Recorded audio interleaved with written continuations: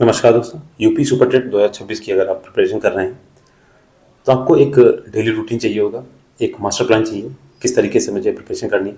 हालांकि आज हम बात करेंगे गणित और विज्ञान के जो 30 नंबर हैं। 20 नंबर का आपका गणित है और 10 नंबर की आपकी विज्ञान है। इससे पहले मैंने इन सभी वीडियोस के लिए जो आपका सुपर टेट में जितने भी विषय हैं उन सबका एक मास्टर प्लान बनाया हुआ है, चैनल पर अपलोडेड है। और जो वर्किंग टीचर हैं उनके लिए एक जो डेली रूटीन है वो मैंने बनाया हुआ है। 5 से 6 घंटे अगर आप निकालते हैं तो अच्छे से प्रिपरेशन हो सकती है। और बाकी आज हम देखेंगे गणित और विज्ञान का किस तरीके से इसमें नंबर्स को बांटा गया है और क्या आपको प्रिपरेशन में कौन सी बुक चाहिए या किस तरीके के कॉन्सेप्ट इसमें क्लियर होंगे। तो देखिए, इसमें 30 नंबर का जो है मैथ के 20 नंबर, इसमें अंकीय क्षमता, दशमलव, भिन्ने, ब्याज, लाभ हानि, परसेंटेज, विभाज्यता, गुणनखंड, एक एक नियम, बीजगणित, क्षेत्रफल, औसत, आयतन, अनुपात और सामान्य ज्यामिति की जो ज्योमेट्री वाली आती है, कोऑर्डिनेशन ज्योमेट्री भी इसमें आती है।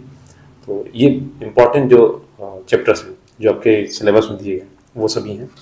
विज्ञान में आपको क्या करना है, 10 अंक का दैनिक जीवन में विज्ञान, गति, बल, ऊर्जा, प्रकाश, ध्वनि, जीवों की दुनिया,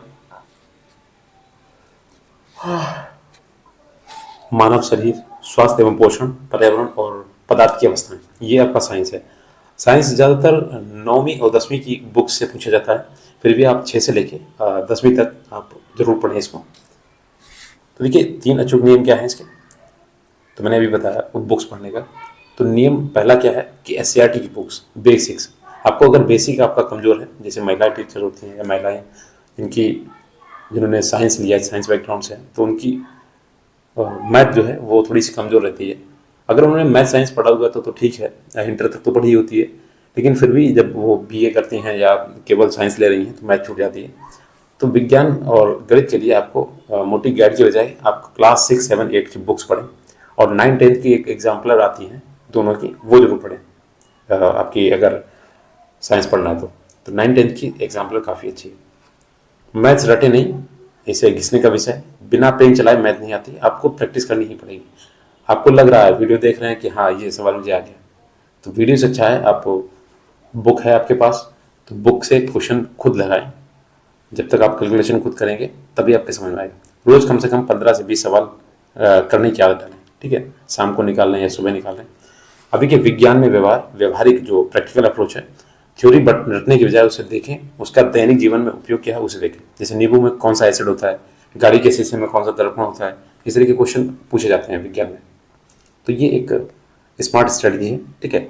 अभी के डेली का रूटीन क्या है, 1-1.5 घंटा अगर आप देते हैं तो आपका विज्ञान अच्छे से कंप्लीट हो जाएगा। देखिए, सोमवार से बुधवार के बीच में आपको मैथ देना है, मैथ्स का टाइम देना है। पहले 30 मिनट किसी टॉपिक जैसे परसेंटेज का कॉन्सेप्ट समझें, फिर 1 घंटे तक केवल उसके सवाल लगाएं, प्रैक्टिस करें, ठीक है। हर एक टाइप का सवाल उसमें लगाएं, क्योंकि परसेंटेज छोटा नहीं है, बहुत बड़ा है, ठीक है।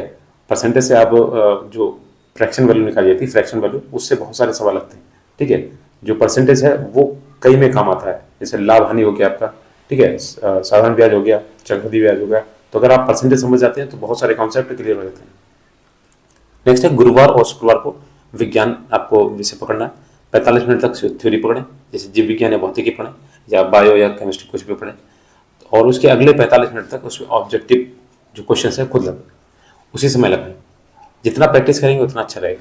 शनिवार को क्या करेंगे, कठिन टॉपिक्स, तो इस दिन केवल ज्योमेट्री या बीजगणित जैसे कठिन टॉपिक्स को प्रैक्टिस करें, या हो सके तो आप इन दोनों को मिक्स कर सकते हैं, मैथ और विज्ञान को एक साथ कर सकते हैं शनिवार को। और रविवार को क्या करना है, संडे को फार्मूला रिवीजन व टेस्ट, पूरे हफ्ते के गणित और विज्ञान के फार्मूले बिना देखे लिखें और उनका टेस्ट लिया। जैसे आपका ज्योमेट्री है तो ज्योमेट्री के फार्मूले बहुत होते हैं, तो आप क्या करें, 15 मिनट लगेंगे आपको उसको लिखने के लिए, ठीक है। बार बार लिखें जब तक आपके दिमाग में बैठ जाए, क्योंकि वहाँ से सीधे क्वेश्चन पूछे जाते हैं, आप उसमें कोई शॉर्ट ट्रिक नहीं लगा सकते हैं जब तक आपको फार्मूले नहीं आते। अब देखिए, बेस्ट बुक्स क्या हैं और इसके सोर्सेज क्या हैं, जैसे मैंने बताया था, मैंने पूरा जो वीडियो बनाया था उसमें बुक्स के लिए। तो बेसिक्स के लिए आप एससीईआरटी, यूपी बोर्ड की या एनसीईआरटी जो भी हो, क्लास 6 से लेकर 8 तक, यहाँ मैंने 8 तक इसमें दिया हुआ है, वैसे आपको 10 तक जो है मैथ्स लगानी ही है। ये आपको कॉन्सेप्ट क्लियर करने के लिए 6 से 8 बताया है, लेकिन आपको 10 तक की मैथ जो है होनी ही चाहिए। तो इसमें आपकी गणित भी और विज्ञान भी, क्लास 6 to 10 तक आपको गणित विज्ञान होता है। बाकी जो सिलेबस में दिया गया क्लास 12 तक का लेवल दिया गया है, ठीक है। लेवल आप समझते हैं कि कठिनाई स्तर कितना होना चाहिए, तो क्लास 12 तक का लेवल इसका दिया गया भाषा में। इसी तरीके से गणित के प्रैक्टिस के लिए आप एक बुक आती है शारदा पब्लिकेशन की, SDRF की, बहुत ही अच्छी बुक है।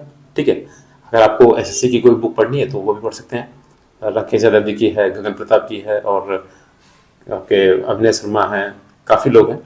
तो अगर उनकी बुक हो या क्लास नोट्स हो वो भी पढ़ सकते हैं। बाकी अगर बुक ही देखनी है तो शारदा पब्लिकेशन की आती है SDRF। इसमें क्या है कि टॉपिक वाइज जैसे परसेंटेज है, उसमें भी परसेंटेज के कितने टाइप होते हैं, तो उस हिसाब से क्वेश्चन दिए गए। और बाकी जो इसमें सोल्यूशन है वो वैसे ही पुराना सोल्यूशन है। तो आपको क्या करना है कि थोड़ा सा मतलब कॉन्सेप्ट वाले जो ट्रिक वाले हैं उसकी प्रैक्टिस करें। जो SSC के टीचर्स हैं वो अच्छे से समझाते हैं उसमें। अगर आप बुक के सोल्यूशन पे जाएंगे तो बहुत टाइम लगेगा। इसमें उदाहरण दिए होते हैं और कमजोर छात्रों के लिए बहुत ही अच्छी है। ठीक है, विज्ञान के लिए मैंने बताया था ल्यूसेंट। सामान्य विज्ञान का सिर्फ वह हिस्सा पढ़ें जो सिलेबस में दिया गया। ठीक, टॉपिक्स पढ़ें क्योंकि ल्यूसेंट में बहुत ज़्यादा है। ठीक है, बाकी मैंने 9th 10th की उसमें बताया था। 9th और 10th की एग्जाम्पलर बहुत ज़रूरी है। ये अगर लगा लिया आपने तो अगर मान लीजिए आपका पेपर 2 है या अगर आपकी जूनियर की वैकेंसी आती है तो इसके लिए बहुत ही अच्छी जो सोर्स है NCERT, बहुत ही अच्छा सोर्स है। इस तरीके से अब देखिए वर्किंग टीचर्स के लिए प्रो टिप क्या है, मैंने बताया है हर वीडियो में। एक छोटी पॉकेट डायरी लीजिए और उसमें क्या है, गणित के सभी फॉर्मूले, आयत, वर्ग, बेलन का क्षेत्रफल, यानी ज्योमेट्री जितनी भी है आपकी, मेंसुरेशन है, और इसी तरीके से आपके अलजेब्रा के सूत्र हैं, उन सभी को एक जगह लिख लीजिए और उसको नज़र डालते रहिए। या अगर आप जहाँ पे पढ़ने के लिए उठते हैं या सोते हैं तो वहाँ पे एक दीवार पे लगा लीजिए कोई कागज़ में लिख के, तो उस पर जब नज़र पड़ेगी तो वो ऑटोमेटिकली याद हो जाएगा। विज्ञान के महत्वपूर्ण फैक्ट लिखें और स्कूल के लंच के टाइम में भी आप उसे देख सकते हैं मोबाइल पे फ़ोटो खींच के। तो ये आपका पूरा मास्टर प्लान था मैथ और विज्ञान का। ठीक है, तो ये एक टॉपिक वाइज मैंने बता दिया है। वैसे मैंने पूरा वीडियो बनाया हुआ है जिसमें मैंने पूरा बताया कि रूटीन किस तरीके से होना चाहिए। 5 से 6 घंटे अगर आप देते हैं तो आपका डेली का टारगेट कंप्लीट होता रहेगा। जब वैकेंसी आएगी तब का तब देखेंगे। अभी से प्रिपरेशन करना जरूरी है। तो अगर वीडियो अच्छा लगे तो प्लीज़ शेयर कीजिएगा दोस्तों के साथ में, और वीडियो अच्छा लगा तो लाइक जरूर कर दीजिएगा। थैंक्स फॉर वॉचिंग और हाइप जरूर कीजिएगा।